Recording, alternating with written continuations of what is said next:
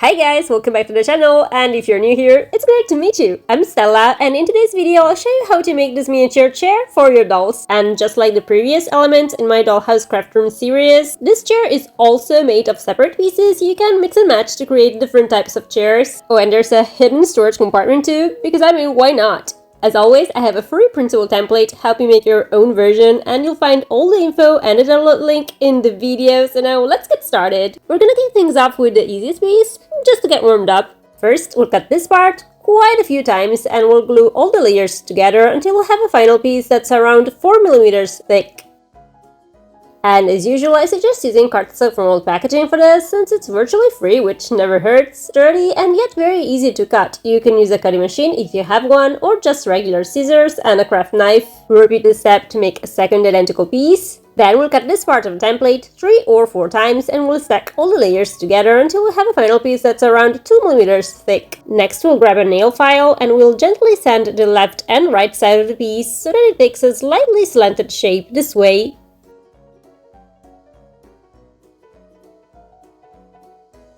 And at this point, we should have these 3 pieces ready. We'll give them a generous coat of acrylic gesso applied with a stiff bristled brush. I like using this type of brush because the bristles leave visible strokes that create a really nice wood grain-like texture. And the great thing about acrylic gesso is that it also makes the cardstock sturdier, so the finished piece feels a lot more solid and durable. Next, we'll mix some light brown paint with plenty of water so it's nice and runny. Then we'll quickly brush it onto the pieces and immediately remove some of it using a dry brush, a piece of paper towel, or a sponge. This way we'll get those nice streaks and variations in color that make the wood finish look much more realistic.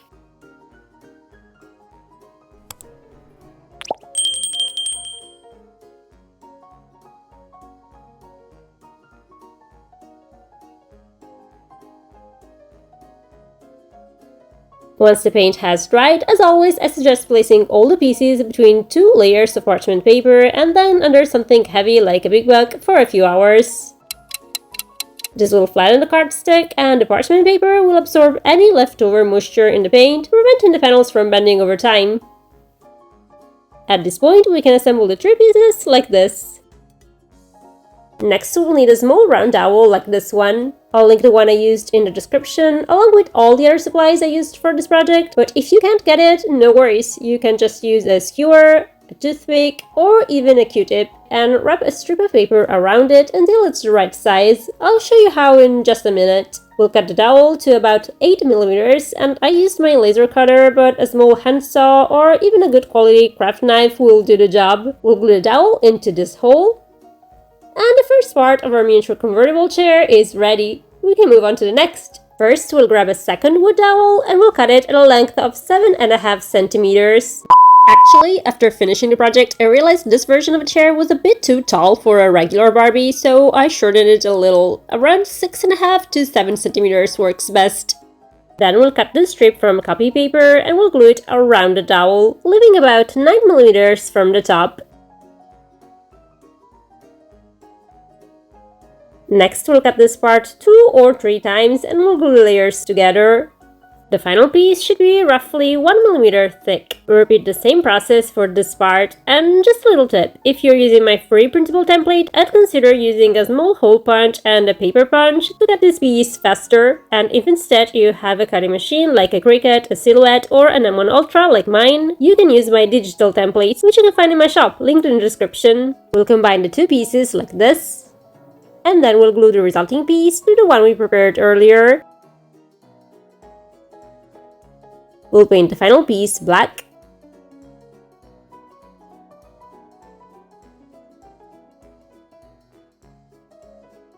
And finally, we'll add a silver finish, which I'm really excited about because it gave me an excuse to try my new airbrush. If you follow me on Instagram, you may have seen me post about buying it in my stores like forever ago, but this is the first time I really get to use it in one of my mini projects, and I'm so happy. It's so much more convenient than spray paint. Next, we'll cut the strip from copy paper and we'll roll it around the dowel. And you'll want to glue the paper strip as you go, but be careful not to get any glue on the dowel itself because we don't want it sticking to the dowel. We should end up with this little tube. Next, we'll cut the strip and we'll glue it around the tube, aligned at the bottom.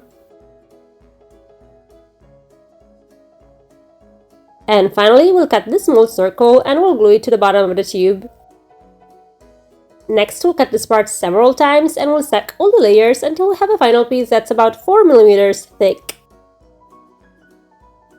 Repeat the process to make 4 more pieces, and then we'll glue them to the base of the little tube this way.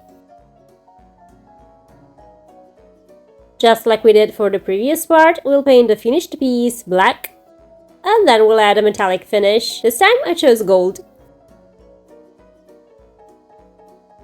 Next up, the wheels. Now my go-to method for making this kind of small wheel is using this type of wooden bead. I'll link these in the description as well, but in case you can't get them, you can cut the wheels into cardstock like all the other parts of the project, and I've included the shape in the template just to be sure. We'll have to make 5 wheels in total, and we'll glue them to the part we made earlier.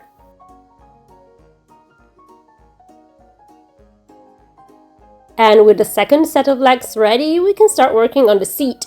We'll start by cutting this strip and we'll cover it with a piece of fabric this way.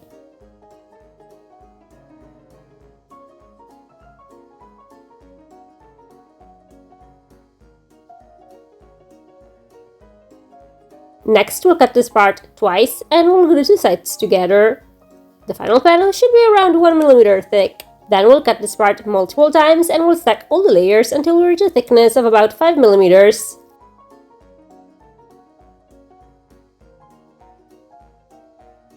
We'll top the panel with this part.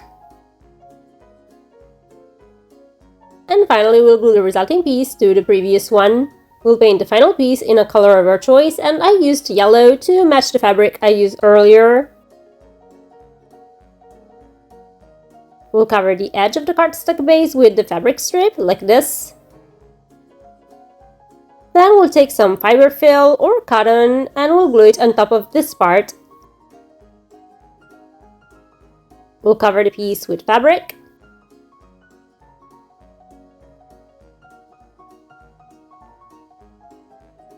Then we'll cut this part.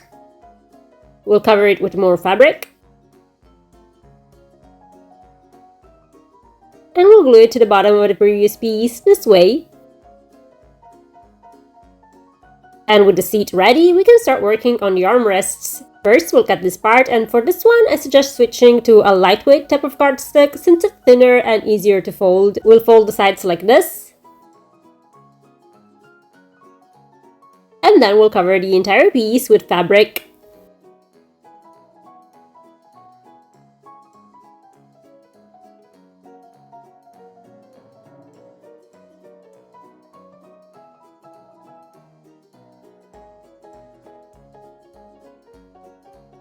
Next, we'll cut this part.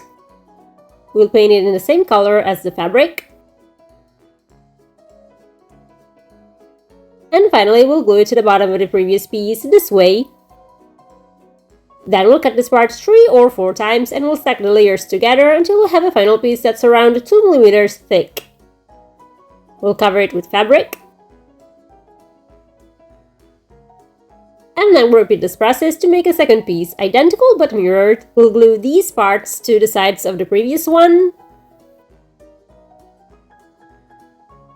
And now we can start working on the backrest. First, we'll cut this part and we'll cover it with fabric. We'll make a second identical piece and then we'll glue the 2 sides together. We'll attach the finished piece to the armrests. Then we'll cut this part twice. We'll cover 1 layer with fabric this way. And for the second one, we'll add a bit of fiber fill first, and then we'll cover it with fabric too.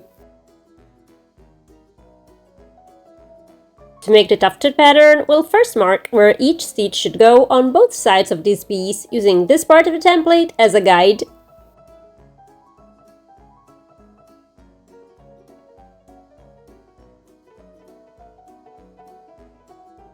Then we'll just stitch through the fabric so it pulls in a bit, this way.